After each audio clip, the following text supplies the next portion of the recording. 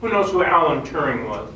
Came up with the binary code, which is what all computing programs run on. He was the brain behind the binary code that made computers do what they do. Because in those days, computers were not, they were just different. But he's the one, everything you use today came from Alan Turing.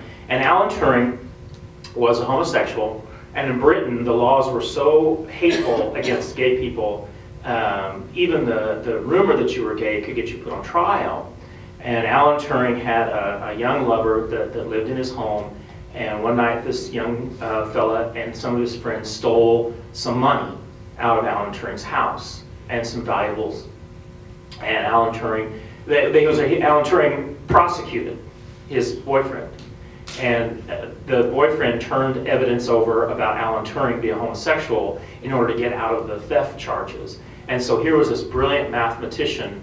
The war of course had been over for a while, but in 1952 he was put on trial for being homosexual, and he was convicted.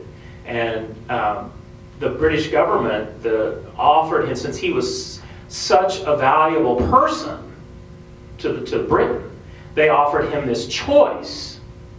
And the choice that he had was either 3 years at hard labor, which was what the sentence was if you were convicted of being a homosexual, or castration.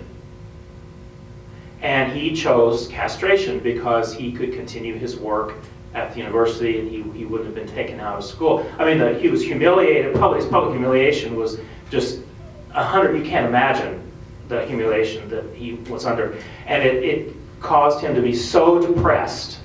He suffered such depression after this castration that in June of 1954, he killed himself. His favorite bedtime story when he was little was Snow White. So he put arsenic in an apple and ate it and died. And it wasn't until 1999 that the British government apologized for what they did to him. It was, 45 years later that they apologized for what they did. And the British laws finally were overturned in 1969, I think, 68 or 69. But what my point in this is, look how far gay people have come. If Alan Turing had lived his life in the last part of the 20th century, instead of the first part, what a brilliant, wonderful life this guy could have had.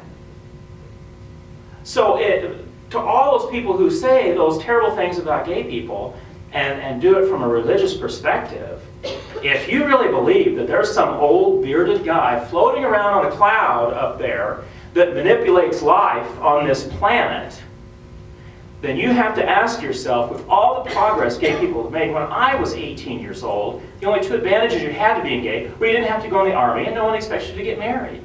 Now you can be in the army and we're trying to get married. So you have to ask yourself, whose side is that old man with the beard on? Whose side is he on?